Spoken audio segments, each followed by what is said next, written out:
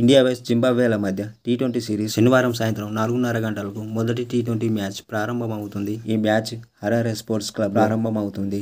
అయితే ఈ గ్రౌండ్లో ఇప్పటివరకు 44 మ్యాచ్లు జరగా మొదట బ్యాటింగ్ చేసిన జట్టు 29 సార్లు విజయం సాధించగా సెకండ్ టైం బ్యాటింగ్ చేసిన జట్లు 16 సార్లు విజయం సాధించాయి. ఇక్కడ ఆవరేజ్ ఫస్ట్ ఇన్నింగ్స్ స్కోర్ 165 పరుగులుగా ఉంది. ఆవరేజ్ సెకండ్ ఇన్నింగ్స్ స్కోర్ 150 పరుగులుగా ఉంది. ఇక్కడ జరిగిన లాస్ట్ 10 మ్యాచ్లు కనుక చూసుకుంటే పేసర్లకు 47 వికెట్లు పడగా స్పిన్నర్లకు 35 వికెట్లు పడ్డాయి. అయితే ఈ పిచ్ బ్యాటింగ్ కు బౌలింగ్ కు సమానంగా అనుకూలిస్తుంది. అలాగే ఈ రెండు జట్ల మధ్య ఇప్పటి వరకు 8 మ్యాచ్లు జరగా ఇండియా 6 మ్యాచ్లు గెలిచింది. జింబాబ్వే 2 సార్లు విజయం సాధించింది. అయితే ఈ క్రికెట్ మ్యాచ్ ప్రత్యక్ష ప్రసారం మొబైల్లో సోనీ లివ్ యాప్లో వస్తుంది. జియో సినిమాలో కూడా వస్తుందని వార్తలు వినిపిస్తూ ఉన్నాయి. మ్యాచ్ జరిగే సమయంలో జియో సినిమా ఆన్ చేసి చూడండి, వస్తే చూడండి, లేకుంటే సోనీ లివ్లో చూడండి. ఈ మ్యాచ్కి టీమిండియా యొక్క ప్లేయింగ్ 11 ఇలా ఉండవచ్చు. రుతురాజ్ గైక్వాడ్, అభిషేక్ శర్మ, శుభన్ గిల్, రియాన్ పరాగ్, రింకు సింగ్, జితేష్ శర్మ, వాషింగ్టన్ సుందర్, రవి బిష్ణోయ్, అవేష్ ఖాన్, ముఖేష్ కుమార్, ఖలీల్ అహ్మద్. రుతురాజ్ గైక్వాడ్ ఓపెనర్గా రాణించే అవకాశాలు ఉన్నాయి. చెన్నై సూపర్ కింగ్స్ టీంలో ఓపెనర్గా రాణించాడు. అలాగే జింబాబ్వేతో కూడా రాణించే అవకాశాలు కూడా ఉంటాయి. అలాగే అభిషేక్ శర్మ సన్ రైజర్స్ హైదరాబాద్లో ఎలా రాణించాడో మనకు తెలిసిందే. పవర్ ప్లేలో మాత్రం పవర్ హిట్టింగ్ చేసే అవకాశాలు కూడా ఉంటాయి.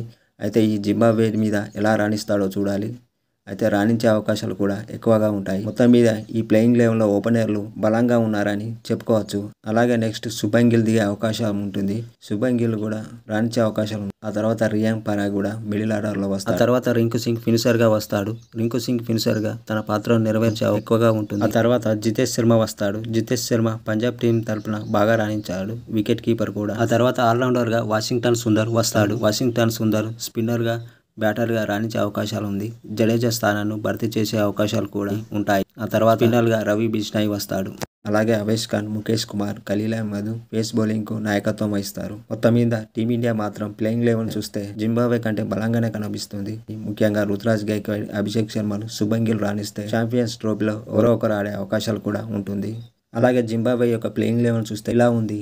టీమ్ ఉర్బానీ, Innocent Kaia, Bennett Brian, W Madhevere, Sikandar Raza, Clive Madande, Campbell, Jonathan, L Jongwe, Wellington, Masakadza, Akram Faraz, Blessing Muzarabani. మొత్తం మీద జింబాబ్వే ఆటగాళ్ళు ఇలా ఉన్నారు. జింబాబ్వే కూడా తన సొంత గ్రౌండ్లో కూడా రాణించే అవకాశాలు ఉంటుంది. ఎందుకంటే జింబాబ్వేని కూడా తక్కువ తీసుకునే అవకాశాలు లేదు. ఎందుకంటే టీమిండియాపై గతంలో 2 సార్లు విజయం సాధించింది సొంత గ్రౌండ్లో.